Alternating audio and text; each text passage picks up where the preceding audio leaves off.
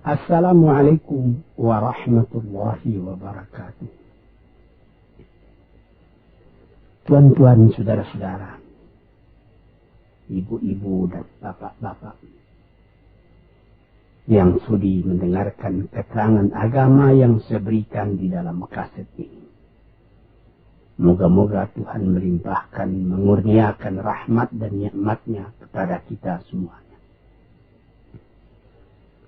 Saya akan membicarakan suatu ayat yang bertemu di dalam surat Al-Baqarah. Bunyinya, Allahu waliyul ladzina amanu yukhrijuhum minadh dhulumati ilan nur. Walladzina kafaru awliya'uhumut taghut yukhrijunahum minan nuri ila dhulumat. Artinya, Allah adalah menjadi pemimpin bagi orang-orang yang beriman, orang yang mempunyai kepercayaan yang teguh. Dan Allah, apabila orang itu telah betul-betul menganggap Allah menjadi pemimpinnya, Allah pun menjamin mengeluarkannya daripada gelap gulita kepada terang benderang. Gelap gulita kebodohan kepada kecerdasan. Gelap gulita kehidupan tak tentu arah kepada tujuan yang sejati. Sebaliknya, orang yang kafir yang tidak percaya kepada Allah, maka sebaliknya yang terjadi, daripada terang benderang, dia akan dipimpin oleh taghut, oleh kekuasaan yang bukan bersandar kepada Allah. Kekuasaan hanya dikendalikan oleh setan. Kekuasaan yang demikianlah yang akan mengeluarkannya daripada terang benderang kembali ke dalam gelap gulita. Oleh sebab itu, rohani manusia itu adalah melalui di antara gelap dan terang kehidupan itu. Di antara terang dan gelap kehidupan. Kalau sekiranya jasmani kita, kalau sekiranya badan kita yang lahir ini diberi cahaya oleh matahari yang terbit di waktu pagi, yang terbenam di waktu sore, rohani kita pun diberi juga terang oleh suatu yang lebih terang dari matahari, yaitu petunjuk dan hidayat Tuhan. Di dalam Al-Quran, Tuhan memberikan bujukan, memberikan jiwa besar kepada orang-orang yang beriman itu. Tuhan bersabda, La tahinu wa la tahzanu wa antumul a'launa in kuntum mu'minin. Engkau ini adalah orang yang tinggi kalau engkau tetap memegang kepercayaan kepada Allah Subhanahu wa ta'ala. Di dalam perjuangan hidup di dunia ini, perjuangan antara yang hak dengan yang batil, antara gelap dengan terang, antara keyakinan dan keraguan, manusia berjalan di sekitar itu. Di kiri dan di kanan kita berjumpalah gelap dan terang itu. Maka diberilah pedoman manusia tadi. Apa pedoman? Walaupun bagaimana hebatnya, geloranya, tofannya, alim bubunya, ombaknya dan gelombangnya kehidupan itu, manusia mesti teguh berpegang kepada iman. Sebab kehidupan di dunia itu menurut peraturannya ialah tidak ada yang tetap. Yang tetap itu ialah berubah. Berubah itulah ketetapan yang ada dalam dunia. Panas sangat terik, benar, nanti akan hujan. Hujan sangat lebat, benar, nanti akan panas. Di suatu tempat terjadi hujan yang lebat, berhari-hari timbul banjir. Iya, banjir itu tidak tiap hari, nanti dia kering lagi. Di laut demikian pula. Ada pasang naik, tergenang ke atas. Besok pagi air itu sudah kering lagi, surut pasang. Begitulah kehidupan di dunia itu. Itu harus kita yakini supaya kita jangan terombang-ambing dalam kehidupan itu. Kalau kita sudah mulai terombang-ambing, tahu-tahu walaupun bagaimana terangnya hari gelap timbul dalam jiwa kita sendiri. Walaupun panas terik, kita berhujan. Hujan oleh keringat kita sendiri. Jadi yang penting di sini menjaga hati.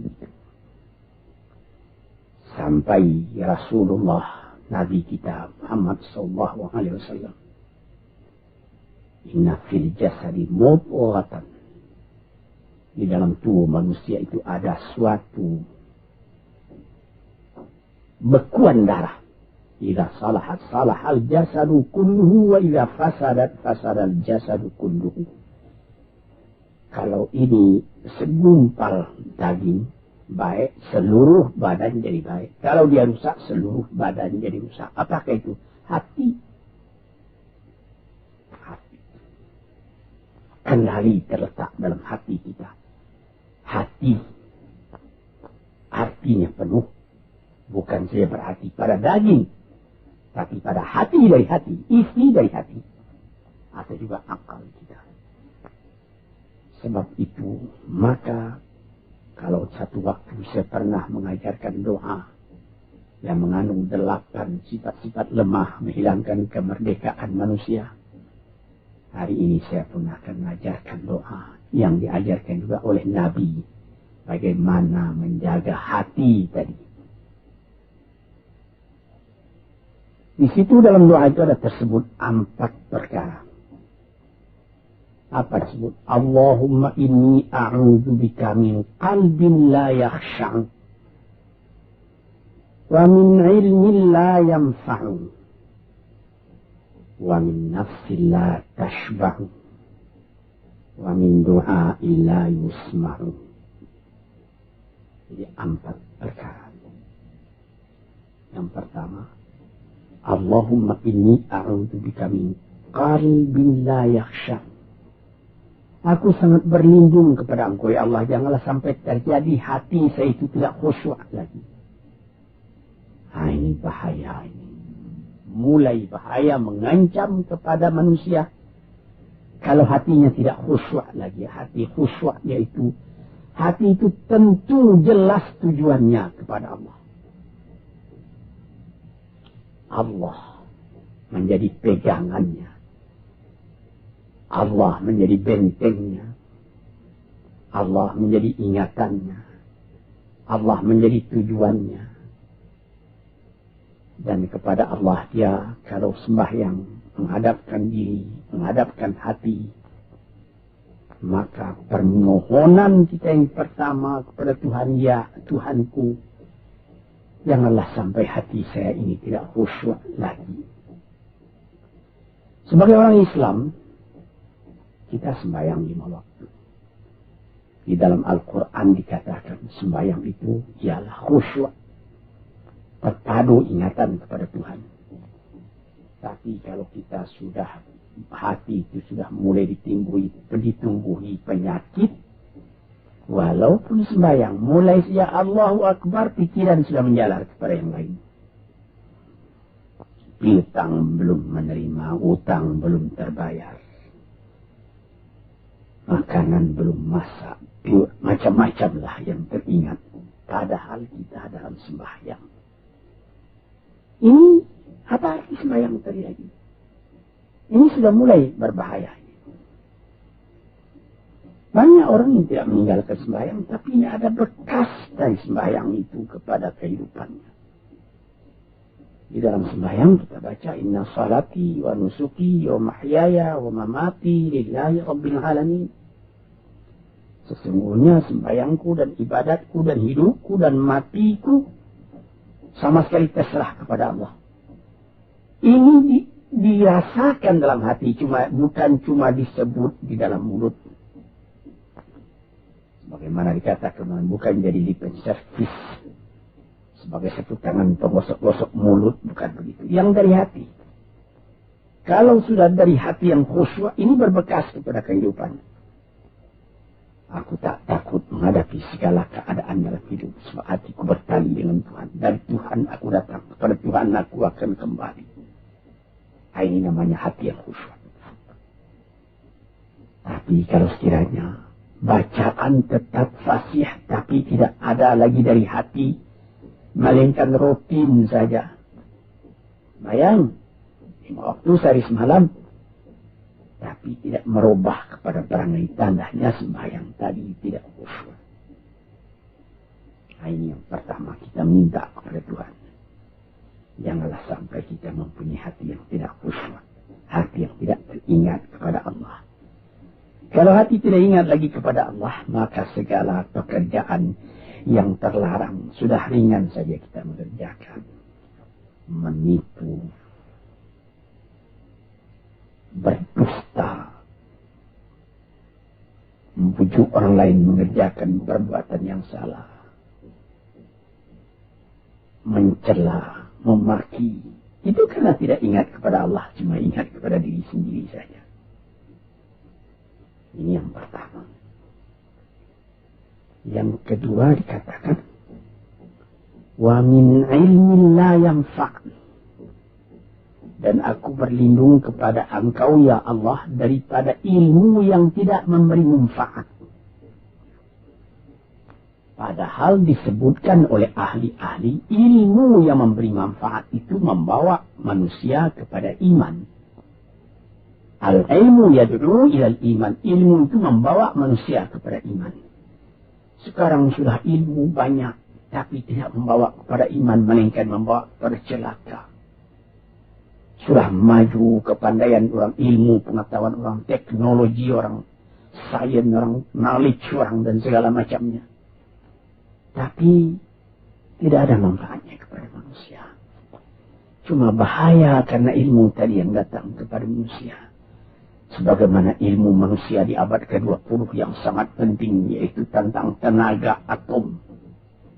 Maka timbullah bom atom, bom hidrogen, nuklir. Sehingga manusia diancam sekarang ini oleh bahaya atom itu di mana-mana.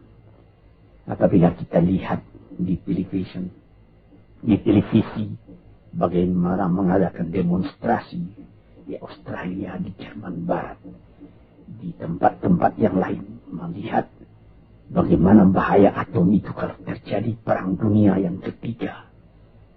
Ya Rabbi ya Karim, bom atom yang jatuh di Hiroshima itu belum ada artinya dibandingkan dengan bom yang sekarang, yang sedang disimpan oleh kerajaan-kerajaan, oleh negara-negara besar untuk menghancurkan. Nah ini ilmu. Tetapi ilmu yang membawa bahaya, bukan saja tidak memberi manfaat, bahkan memberi bahaya. Di sini terasa oleh kita bahwa ilmu yang ada itu pun mesti dikembalikan atau dikendalikan oleh iman. Kalau tidak, maka nyawa manusia ini akan dipandang sebagai sampah saja. Dijatuhkan satu bom hidrogen ke dalam kota Jakarta ini, na'udzubillahi min dzalik. Umpamanya dimasukkan ke kota Jakarta ini, satu bom hidrogen saja, itu sudah habis penduduk Jakarta yang lebih dari 5 juta. La haula wala quwwata illa billah. Ini minta kepada Tuhan, ya Allah, majulah ilmu manusia, majulah teknologi manusia, tetapi jangan hendaknya kemajuan itu membawa kepada bahaya. Jangan ilmu pengetahuan itu membawa kepada yang tidak memberi manfaat. Nah, ini doa yang kedua kepada Allah Tuhan sarwa sekalian alam. Yang ketiga disebut lagi, wa min nafsin la tashba'. Dan aku berlindung kepada Allah daripada nafsu, daripada diri, daripada ego, daripada tiap-tiap masing-masing diri ini yang tidak merasa kenyang. Ini juga bahaya besar. Inilah yang menimbulkan penjajahan di dunia. Inilah yang menimbulkan, disebut dalam bahasa Arab, al-ghazwul fikri. Penjajahan. Sesudah Perang Dunia Kedua sudah banyak negeri-negeri yang merdeka. Tetapi sekarang timbul lagi penjajahan baru. Apa? Penjajahan pikiran.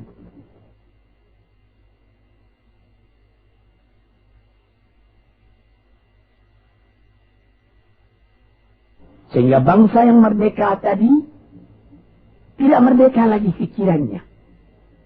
Dia merdeka di dalam meniru kepada bangsa yang lebih kuat. Itu namanya terjajah juga. Jadi tuan-tuan yang terhormat, apa pangkalnya ini? Daripada nafsu serakah manusia. Nafsu serakah manusia sebagaimana tersebut di dalam hadis. Lau kana libni adama wadiyan min dhahabin labtagha salisan. Wa ma yamla'u jawf ibni adama illa turab. Kalau manusia itu mendapat suatu lembah yang penuh dengan kekayaan emas, suatu lembah, dia ingin supaya mendapat satu lembah lagi yang penuh juga dengan emas. Dapat 2 lembah, dia minta 3 lembah lagi yang penuh dengan iman. Nafsu manusia tidak pernah kenyang. Padahal akhirnya kalau dia sudah menutup mata, tidak ada yang akan memenuhi perutnya melainkan tanah. Saya teringat akan cerita yang disampaikan oleh Graf Leo Tolstoy, pujangga Rusia yang terkenal, bahwa orang yang tidak mempunyai nafsu yang kenyang itu, pada suatu hari katanya, ada satu orang kaya mempunyai tanah yang luas. Dia mengatakan kepada orang, boleh tuan-tuan mengambil tanah kepunyaan saya ini, berapa tuan suka, berapa tuan mau. Syaratnya cuma begini, sepanjang yang tuan berjalan dari timur ke barat, lantas sebelum matahari terbenam, tuan sampai kembali ke tempat tuan melangkah pertama tadi. Berapa saja tuan suka, boleh ambil tanah ini. Maka datanglah si tamak tadi. Tuan yang punya asli tanah tadi mengatakan, bawalah bakal, jangan lapar di jalan nanti. Baik, dibawanya nasi sebungkus, dia berjalan, jalan. Dari pukul 7 pagi. Kalau diambil kekuatan, anaknya pukul 10 dia sudah makan, melangkah lagi beberapa ratus meter atau sekian, nanti boleh kekuatan buat kembali. Sehingga sebelum matahari terbenam, dia sudah sampai ke tempat dia menuju bermula. Tetapi ini orang bernafsu betul, dia minta supaya banyak tanah yang didapatnya. Dibawanya nasi sebungkus, tapi dia tidak jalan di tengah jalan, tidak berhenti, kan nanti berapa meter itu nanti kalau saya berhenti, tanah yang kurang buat saya. Dia terus berjalan. Dia tidak ingat bahwa kekuatan masa pergi yang lebih cepat dengan kekuatan masa pulang yang lambat itu dia tidak taksir. Dia berjalan saja cepat-cepat. Sudah pukul 1 hari, sudah jauh perjalanan. Lantas nanti kembali. Kelemahan badan, kondisi dan suatu situasi tidak sama lagi. Tidak secepat dia pergi dahulu lagi dia pulang kembali. Maka bukan pukul 7 dia sampai, atau pukul 5 sore tadi dia sampai ke tempat dia berjalan bermula. karena dia jalannya sudah lunglai, kaki sudah penat, badan sudah letih. Kira-kira baru pukul 2 dia tidak dapat berjalan lagi karena sudah lapar. Dia coba makan sedikit pun tidak bisa lagi seenak makan yang tadi. Habis makan pun dia berjalan lagi. Pukul 3 dia terhenti. Jauh lagi baru sampai tempat yang pertama. Menurut syarat yang diberikan oleh mempunyai tanah yang pertama, kalau engkau tidak sampai ke tempatmu yang pertama tadi sorenya, tanah ini tidak engkau dapat lagi semua. Memang tidak sampai dia. Pukul 4 dia sudah berhenti berjalan, tidak kuat lagi. Mata sudah gelap.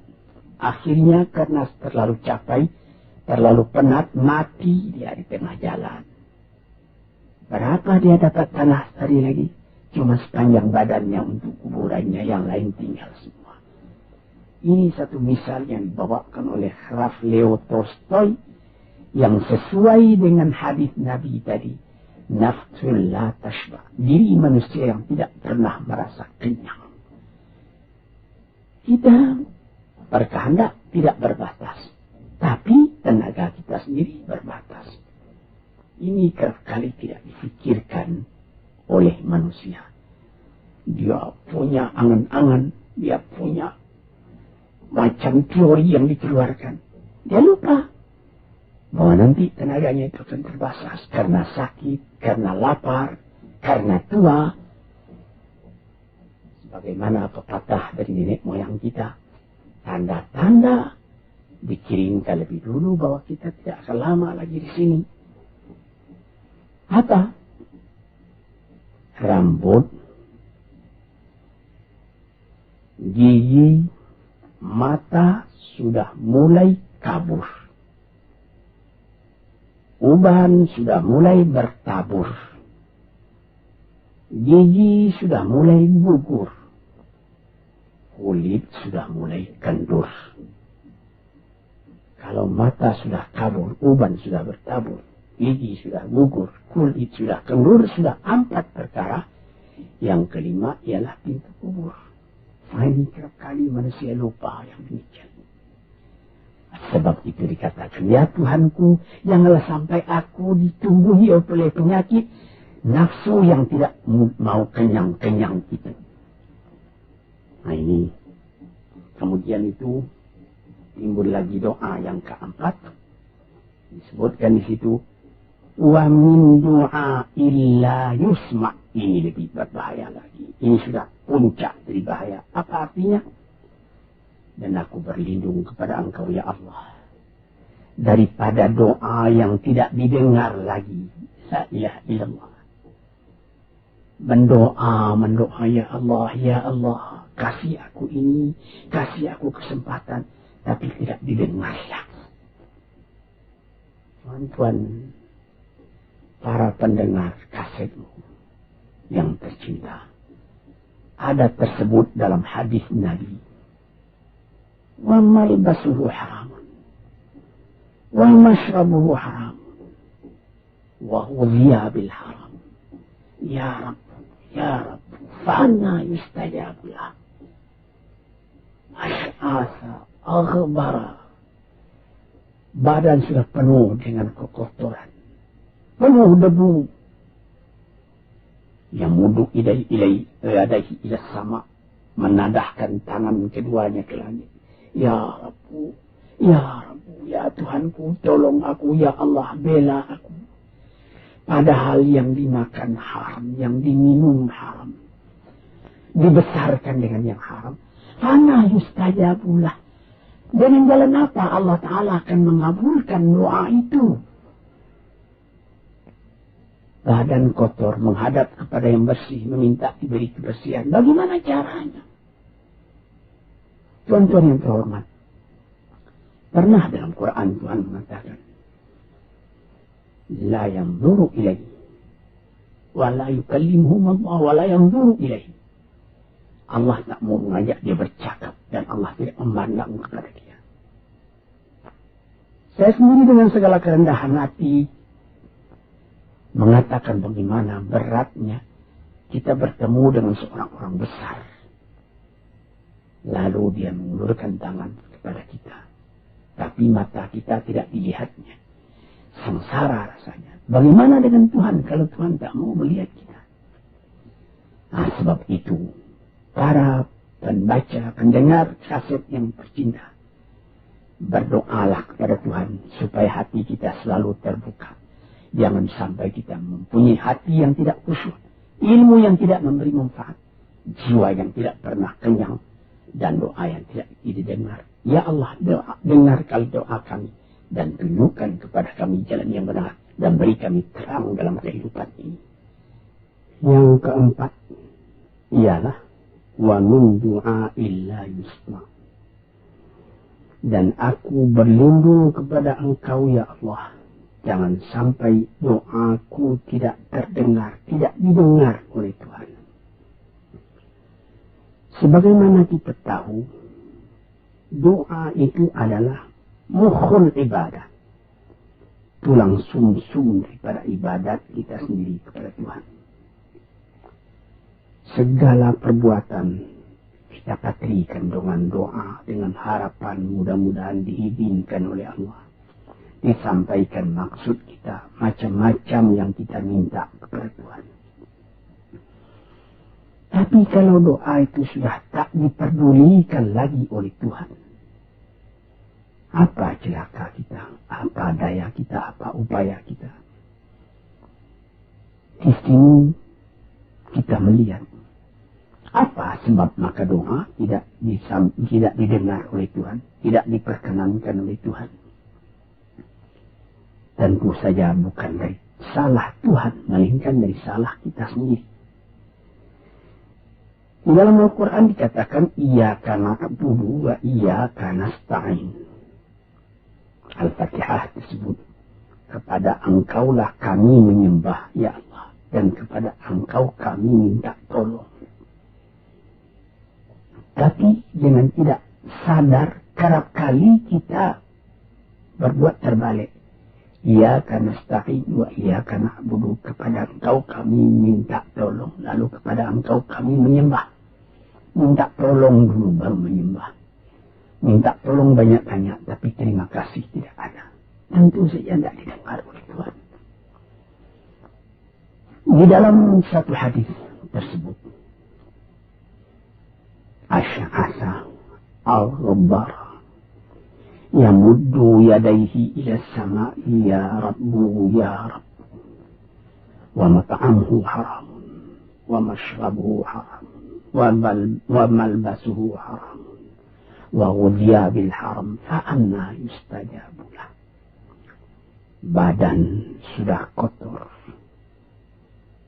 sudah berkerumut, kesusahan, kegelisahan kehidupan terbayang kepada tubuh sendiri. Lalu menadahkan tangan ke langit meminta kepada Allah, ya Tuhanku, ya Tuhanku. Bagaimana Tuhan bisa mengabulkan? Dengan pikiran yang kotor engkau menghadap kepada Tuhan. Kalau tidak terkabul, jangan Tuhan yang disalahi. Hatimu sendirilah salahi. Apa yang engkau perbuat dalam kehidupan ini? Di mana terdesak engkau ingat kepada Tuhan. Di zaman kesenangan engkau lupakan Tuhan.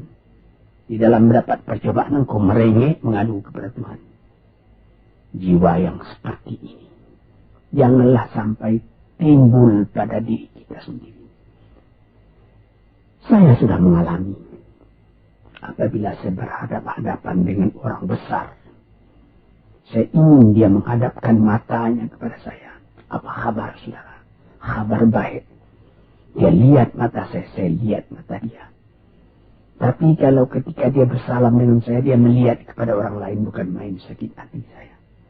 Apa salah saya mengatakan dia begitu? Mengapa tidak saya yang dipandang? Sedangkan dengan sesama manusia lagi begitu perasaan kita. Bagaimana dengan Tuhan? La yanzuru ilaihim wa la yukallimuhum. Allah tidak memandang sebelah mata kepada Allah, kepada kita. Allah tak mau cakap, tidak mau bercakap dengan kita sepatah pun. Langit mana tempat kita bernaung, bumi mana tempat kita berpijak, kalau sudah demikian keadaannya. Nah, ini yang dijaga tuan-tuan yang terhormat dalam doa keempatnya itu. Hati janganlah sampai tidak khusyuk. Ilmu janganlah sampai tidak memberi manfaat. Nafsu janganlah sampai tidak kenyang. Dan doa janganlah sampai tidak didengar.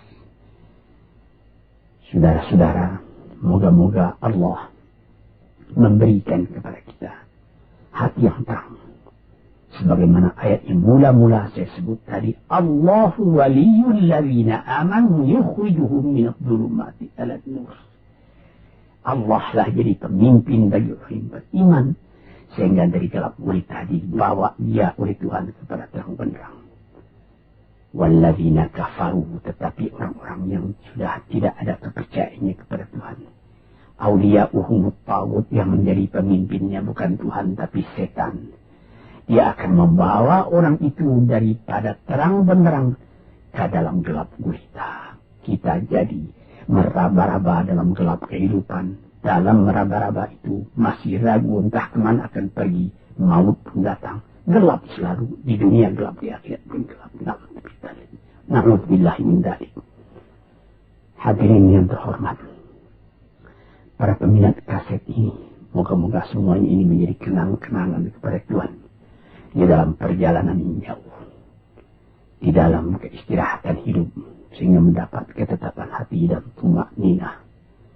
Assalamualaikum warahmatullahi wabarakatuh.